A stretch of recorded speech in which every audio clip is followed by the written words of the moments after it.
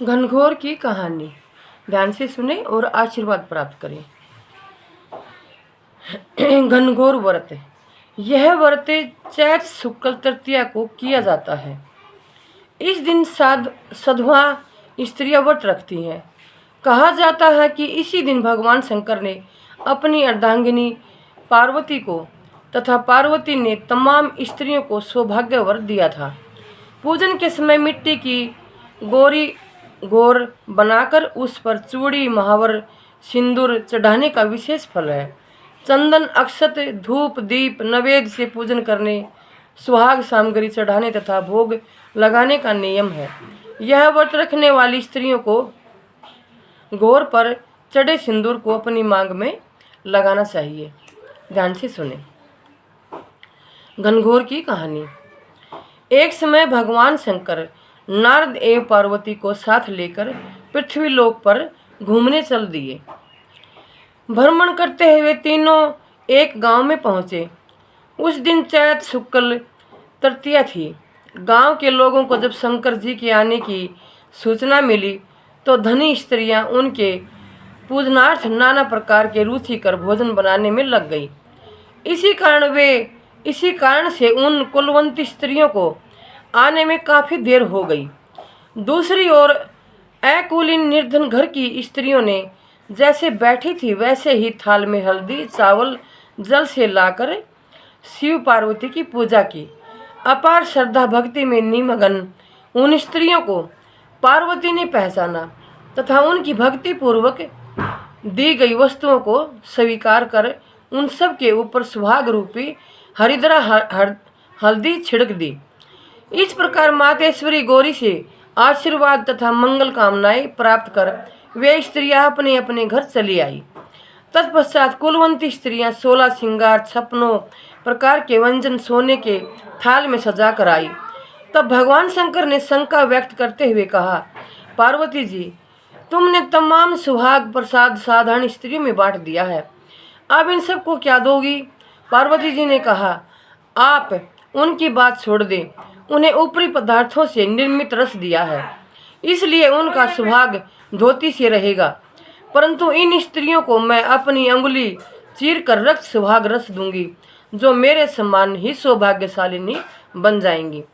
अस्तु, जब कुलीन स्त्रियां शिव पार्वती का पूजन कर चुकी तो देवी पार्वती ने अपनी उंगली चीरकर उसके रक्त को उनके ऊपर छिड़क दिया और कहा, तुम सब वस्त्राभरणों का परित्याग कर माया मोह से रहित हो तथा तन मन धन से पति सेवा करना, तुम्हें अखंड सौभाग्य की प्राप्ति होगी।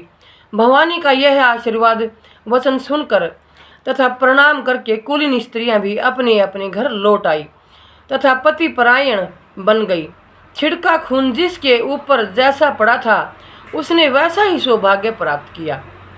इसके पश्चात पार्वती जी ने पति की आज्ञा से नदी में जाकर स्नान किया, बाड़ों का महादेव बनाकर पूजन किया, भोग लगाया तथा प्रदक्षिणा करके 2 कणों का प्रसाद खाकर पार्वती ने मस्तक पर टीका लगाया।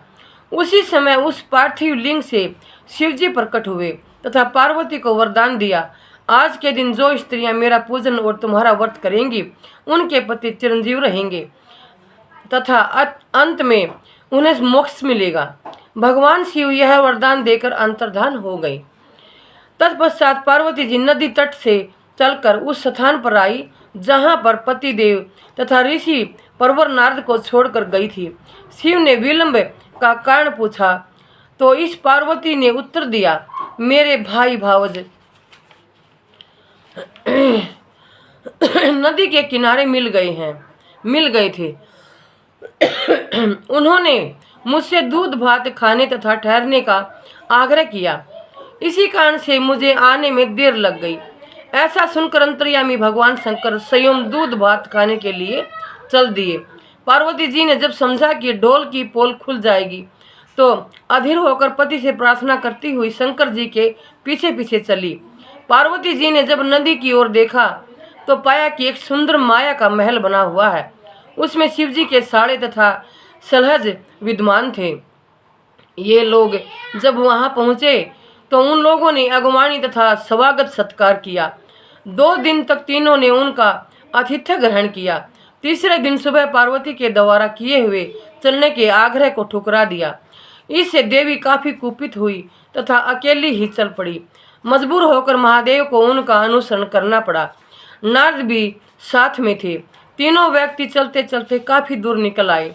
सायंकाल होने पर शिवजी ने बहाना किया कि मैं तो तुम्हारे मायके में अपनी माला ही भूल आया। इस पर पार्वती माला लाने को तैयार हुई, किंतु शिवजी की आज्ञा से न जा सकी। नारद जी वहां गए। जाकर देखते हैं कि वहां न कहीं महल का नामो निशान है, न कहीं माला, वरन घोर अंधकार में नरसंहार हिंसक पशु विचरण कर रहे हैं। इस अंधकारपूर्ण डरावने वातावरण को देख नारद बहुत आश्चर्यचकित हुए। तत्क्षण अचानक बिजली के चमकने से वृक्ष पर टंगी माला दिखाई दी। उसे लेकर महामुनि व्यातुर अवस्था में शीघ्र ही शिव के पास आए और अपनी विपत्ति का आगोपांत वर्णन कह सुनाया। इस प्रसंग को सुनकर हंसते हुए शिव ने नारद से उनका आदि मूल कारण बताया। हे मुनि, आपने जो कुछ भी दृश्य देखा वह पार्वती की अनोखी माया का प्रतिफल है। वे अपने पार्थिव पूजन की बात को आपसे गुप्त रखना चाहती थी, इसलिए उन्होंने झूठा बहाना बनाया था।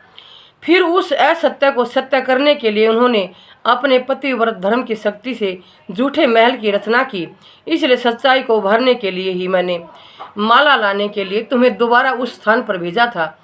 ऐसा जानकर महर्षि नारद ने माता पार्वती के पतिव्रत प्रभाव से उत्पन्न घटना की मुक्त कंठ से प्रशंसा की। जहाँ तक उनके द्वारा पूजन की बात को छिपाने का सवाल है, वह भी समाचीन ही जान पड़ता है, क्योंकि पूजा छिप कर ही करनी चाहिए। मेरा यह आशीर्वाद है कि जो स्त्रियां इस दिन को गुप्त रूप से पति का पूजन कार्य संपादित करेंगी, उनकी कृपा से समस्त मनोकामनाओं की पूर्ति होगी तथा उनके पति भी चिरंजीव होंगे। चूंकि पार्वती जी ने व्रत को छिपा कर किया था, उसी परंपरा के अनुसार आज भी पूजन के अवसर पर पुरुष उपस्थित नहीं रहते हैं। नमः शिवाय। माता पार्वती की सदा ही जय।